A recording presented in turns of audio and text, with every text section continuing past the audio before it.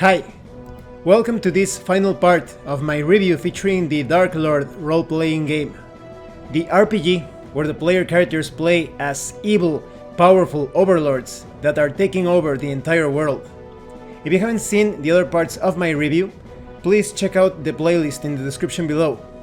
In this final part, I'm going to talk about the included campaign in the core rulebook. I am going to talk about the bestiary, and I am going to give you my final thoughts on this role-playing game. This part of the review is not going to contain spoilers, so both players and game masters will be able to watch it. So, the campaign included is called The Blade Coast. It is a fantasy campaign with some tropes and staples that you would expect to see in a fantasy setting. However, in this case, you are not the party of adventurers trying to save the world from an evil overlord. You are the overlord. So here you have a small community as your first target. This community is composed of a somewhat weak fantasy species. Maybe you will probably have like a guess as to what sorts of people you're going to be attacking first. And later on, as things escalate, there will come an alliance between other fantasy species such as elves, dwarves, and other more exotic species as well. Here you have a detailed flow of the campaign, telling you how to build a map where the action is going to take place, the number of light realms, the inhabitants of those places, how to create those different adventure sites, the sorts of actions that you can take as a Dark Lord. I think it is mandatory, in my opinion, to play this campaign before you play other Dark Lord campaigns, because it is going to clear up so much about the game flow and the structure. Another really cool thing about this campaign is that you really feel like a natural progression of how the overlords, the Dark Lords, are taking over.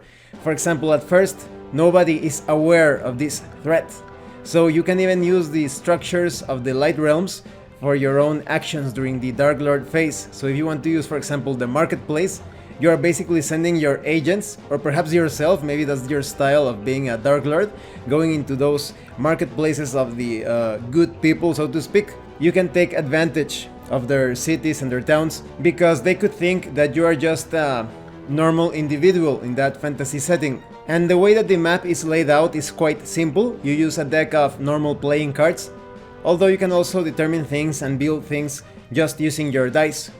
You also have tips and advice on how to run things, like, for example, later on in the campaign, what happens if the Dark Lords are being defeated, and how things proceed when the Dark Lords are taking over the entire Light Realms, how you could have like a sequel campaign to continue expanding your dominion to other places with perhaps different Dark Lords, perhaps successors, or even the children of these current Dark Lords. It all depends on the type of Dark Lord.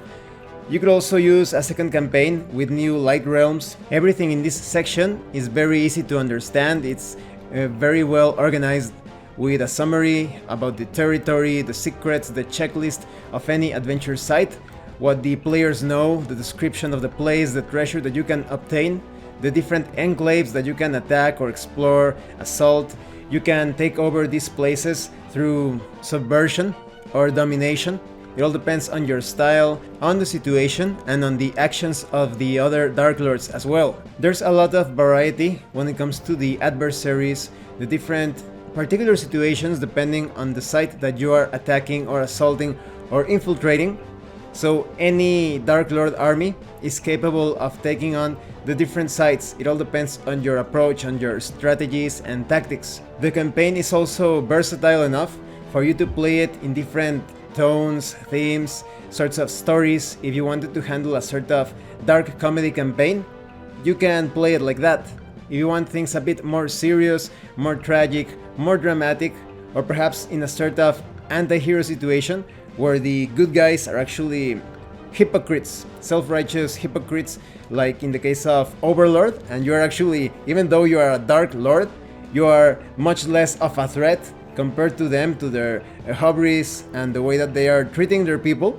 So you can play this campaign however you like, in any degree of evil, as determined by your group. And there are also plenty of opportunities for backstabbing, double crossing. That is not to defeat your fellow Dark Lords, but to end up as the most powerful Dark Lord at the conclusion of the campaign. Now, when it comes to the bestiary, it is quite rich. It has a lot of variety. There are all sorts of enemies, perhaps potential allies, or knowing the Dark Lord's potential puppets to be manipulated. So you have all sorts of creatures like Ara Kokra, aberrations such as the Yawning Gnaw. You also have beast folk such as harpies. You may recognize some of these creatures from the ranks and files of the Dark Lord armies, because there are many other monsters and demons and creatures that are not following your orders. So it's quite common to encounter undead, demonic beings, all sorts of orcs and hobgoblins that are not too keen on following the orders of the Dark Lord, so they have chosen death. You also have beasts such as giant boars, or commoners like artisans or merchants, constables like inspectors. There are also constructs like a clanker tank. You also have demons. There are also dragons and half-dragons. There are dwarves, fey folk such as nymphs. There are also giants and ogres, halflings as well, and local heroes that are a bit weaker when compared to other more powerful adventurers. You also have heroes of the realm. These are going to be the major threats. You also have lycanthropies, enemies in the plague category such as mutants. You also have plant enemies such as the Tamworth pumpkin god. You also have enemies in the category of Radiant Council, which are cleric type of enemies. You also have rattlings, which remind me of the Skaven. You also have rogues, assassins. You have plenty of undead such as shadows and skeletons. Perhaps not all undead are controlled by the Lich King. You also have warriors such as archers, infantrymen, knights. You also have wizards, from apprentices to mages. There's also the category of the yokai fleet. This is a very interesting category. These are basically Asian type of monsters and creatures. So you will find things such as the Oni, or the Onmyoji, or the Roku Rokubi. You know, that sort of creature that is a sort of... it disguises itself as a woman, but it projects this really long neck. It is quite famous in Asian folklore. And even in current times, in anime and video games, it makes an appearance there as well. And now we have reached the end of the book. So what are my thoughts on the Dark Lord role-playing game? This is an excellent, unique role-playing game. It allows you to play those incredibly powerful Dark Lords such as Sauron, or Kain, or Ainz Ooal Gown. All of those powerful masterminds that are raising their armies, ready to conquer the entire world. However, there could be some people that may not like it because it is rich, very complex and deep. If you wanted a more simple experience, this is not the role-playing game for you. This is a very involved experience. I don't think it will show its true dark splendor unless you play an entire campaign. So you need a certain degree of commitment. Maybe you can play a short campaign, but you really need to get a good sense of the scope, of the reach and power of the Dark Lords as they stretch out their forces to take over the entire world. I think each category of the Dark Lords, that is the Black Prince, the Lich King, the Fey Queen, the Dark Elf Matriarch, the Naga Empress, all of them cover all of the Dark Lord areas, archetypes, and even stereotypes that you have seen in different video games and movies and anime and comic books and manga. However, I think there is room for expansion. They could easily release a book containing more lieutenants, elites, troops, and fodder for each of the Dark Lord armies. In fact, although you can modify different lieutenants, elites, troops, etc. to fit your vision of a Dark Lord and his or her forces, it would have been great if they included some more lieutenants, like a vampire for the Lich King's army. A specialized vampire overlord would have been great, and perhaps more Lovecraftian creatures for those other armies that feel a bit on the mythos side of things, like the Sawajin High Priestess or the Elder Brain. I really like it that this role-playing game has such a solid structure when it comes to the phases, the process on taking over the entirety of the Light Realms, but there is still enough flexibility to tweak and modify things depending on what happens during the campaign.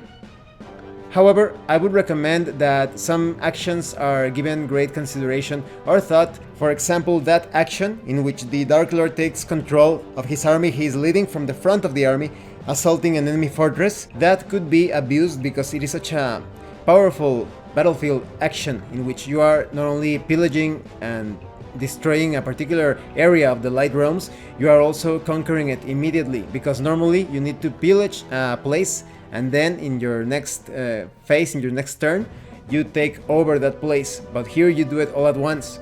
So I think you should limit that to perhaps one time per Dark Lord per campaign. And as mentioned in the book, it could diminish or reduce the opportunities for roleplay because it is so narrowly driven that the many ways in which the story can proceed could be reduced to a number of battlefield situations, very different from a subversion situation where there is diplomacy, backstabbing, manipulation, coercion, or even if you are completely dominating an area by carrying out specific surgical assaults.